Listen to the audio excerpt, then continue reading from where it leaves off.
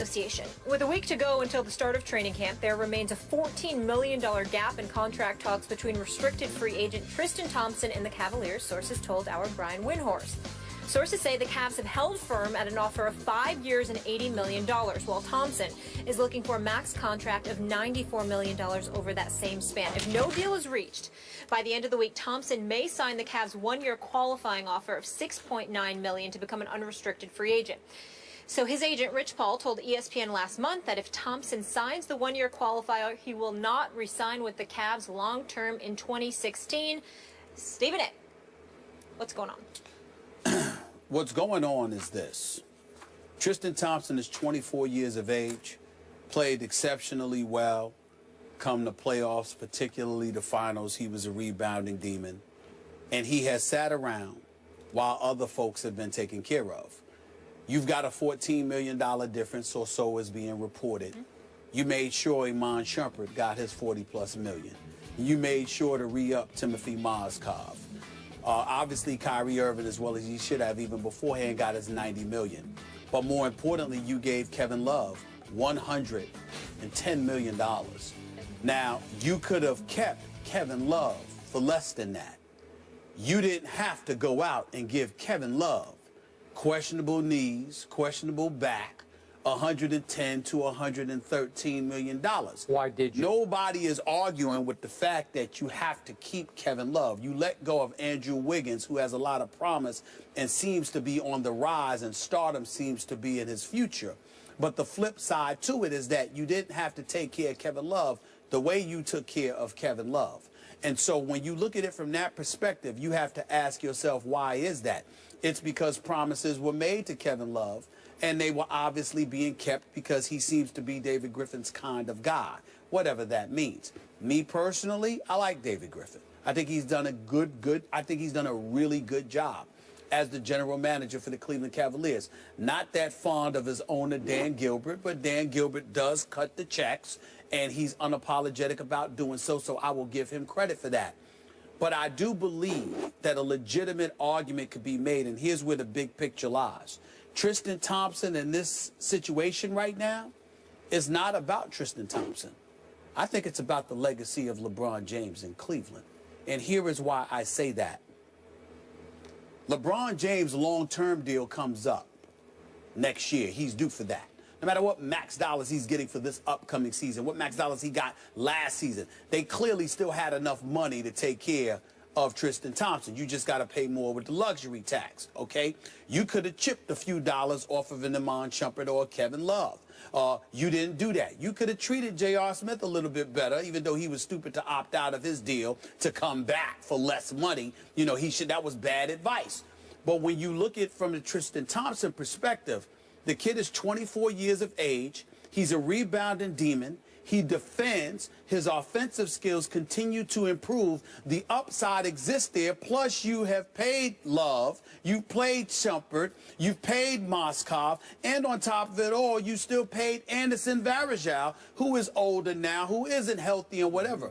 To sit there and say that you can't find the money for Tristan Thompson, the reason why I bring up the legacy of a LeBron James, remember, in the 2006-2007 season, when the Cleveland Cavaliers ended up going to the NBA Finals against the San Antonio Spurs, what did you follow that up with in the years to follow? There was a Wally Zerbiak on the team, a Joe Smith on the team, you know, an over-the-hill, no disrespect whatsoever, because Stephen A. loves Big Ben Wallace. But Ben Wallace, after he was gone from the Detroit Pistons, that wasn't the same Benny Wallace that was in Cleveland. Shaq, you know that's my man, when he was all said and done, and he was on the verge of retiring. These are the kind of things that you're the Cleveland Cavaliers, and you have allowed to happen to LeBron, which precipitated his exit the first time around. So here you are now, you've got Kyrie Irving, all right? You got Tristan Thompson, and you are giving them problems? This is the kind of situation that LeBron points to. And I'm telling you right now, you heard it here first. I'm going to say it again. I warned the city of Cleveland, Ohio, back in 2007. Go look up the interview. They had me interviewed in Cleveland on the radio station in Cleveland, Ohio. And I said to them then, he's leaving. Do not doubt this. He's giving you 3 more years, and then after that, he's gone. And what happened 3 years later? I broke the story that he's going to South Beach and was crucified for 2 weeks until it came to be true. I am telling y'all again, LeBron did not promise to stay in Cleveland for the rest of his career. He promised that he was committed to coming back to delivering an NBA championship. Cleveland is one of the favorites this year. If they win this year and he's still having problems with this organization, don't be surprised if he leaves again. I'm not promising you he will leave.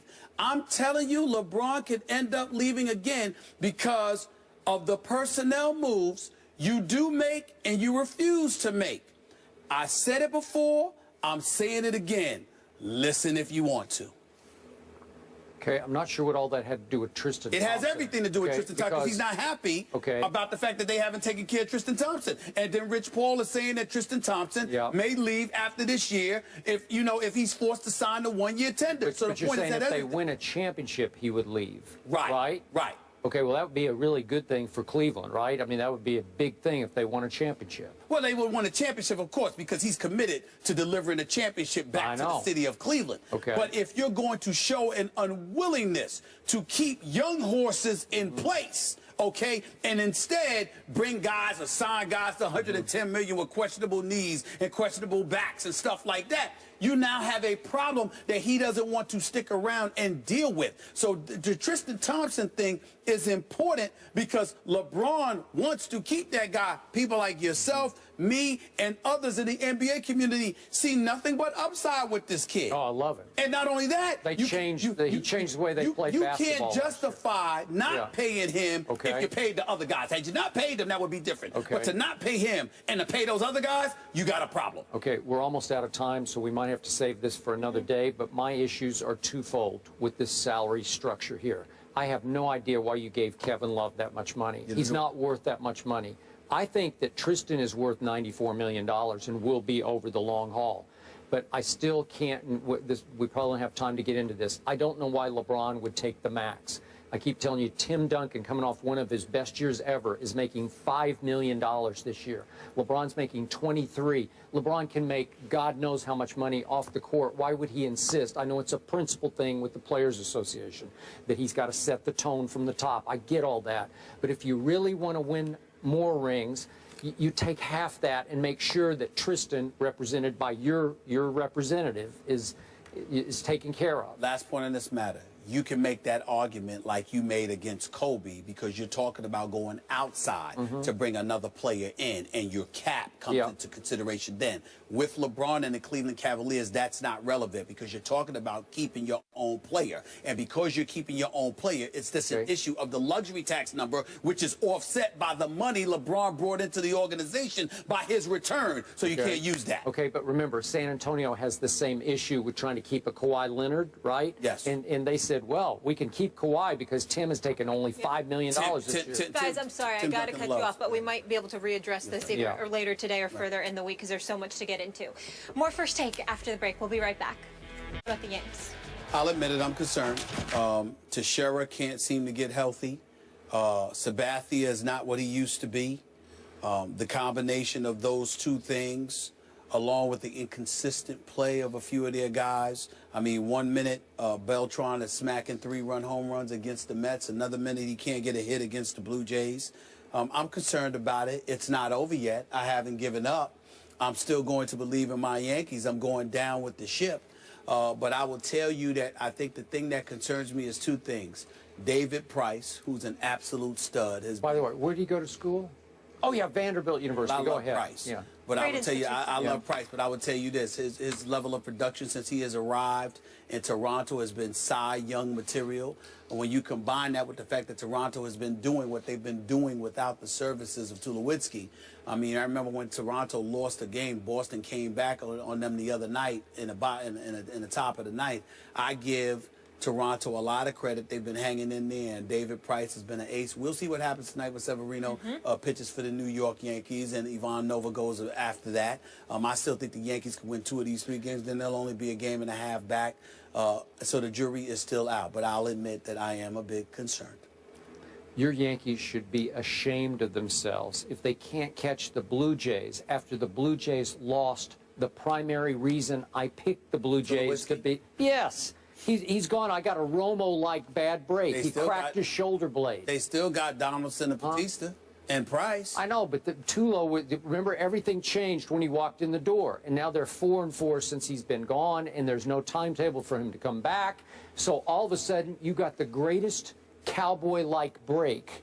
You got my Blue Jays. They're reeling without Tulowitzki, and you can't catch them. What's New York doing? Listen, Another sport. You got Encarnacion. He's been doing well for them. Plus, Russell Martin is somebody who used to catch for the New York Yankees, so he kind of knows what they do, how they do it. So that certainly helps as well. The Yankees that are at decided disadvantages, particularly without Teixeira, I recognize that, but they're still in the thick of things. They took 2 or 3 from the Mets last weekend. I'm not giving up on my New York Yankees. The jury is still out. We'll see what happens. Well, why don't you just go ahead and say they're going to win the East? Well, I'm worried about them right now. I thought they were going to win the East. They had a 6.5 game lead, and they lost it in 13 days. That's correct. For crying out loud. Because of the additions starting with Tulowitzki that the Blue Jays made. But again, I think it's the addition of Price. How about that?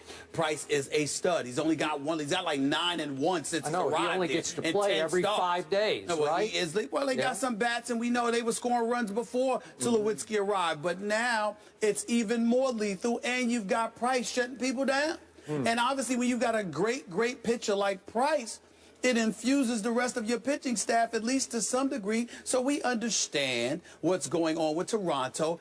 But again, it's not over yet. You won't concede, but you won't guarantee either, right? That is correct. Oh, that's going way out on that. That's a good way. That's a good way. See, I haven't backed off my Cowboys. I'm still saying, here we come, Super Bowl, what? right? That's because you are a Cowboy. Oh, I'm not a Toronto Blue Jay. Ride 'em Cowboy. All right? All right, they face off tonight, you guys, in a crucial AL East clash. A-Rod and the Yanks taking on the Blue Jays. That is tonight at 7 p.m. Eastern. More First Take in a minute.